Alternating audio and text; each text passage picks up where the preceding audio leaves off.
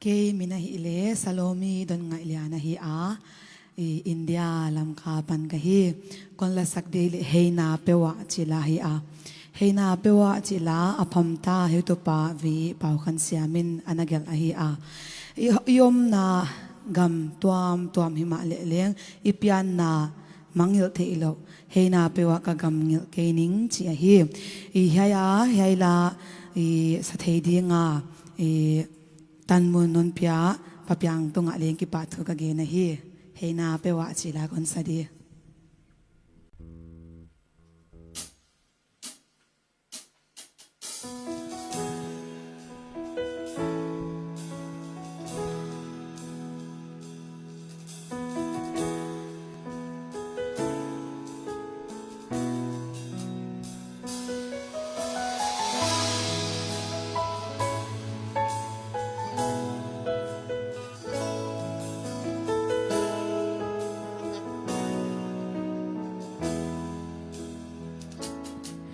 Singam leya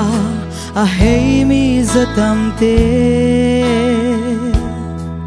piana zogam mubang ai veng chi u singam gam le palin alun zongin piana zogam ngil gaining chiu hi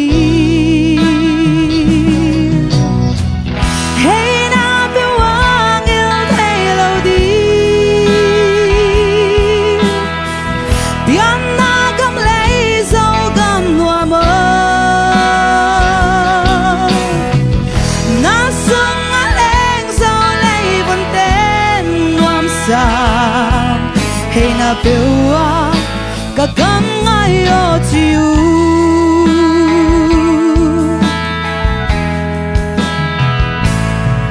piana gam le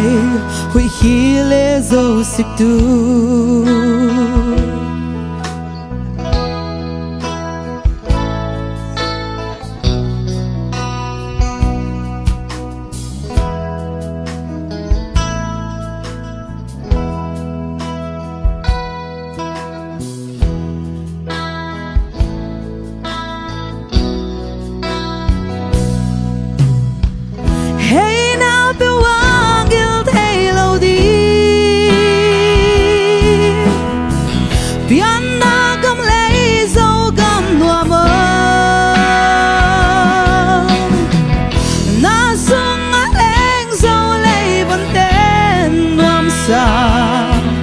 Heina Peuh ka gam ngai o chiu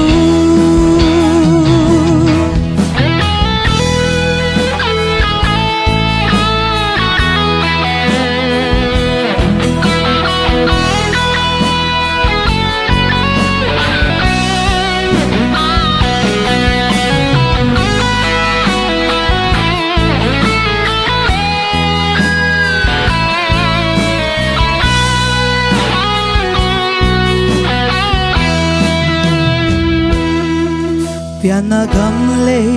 pi le bu chin le tuai nop na dana tuang tung zong khol khom ze lia le tang te nun noa ma khol khom na sing dang le ya tu san mai ring ka ya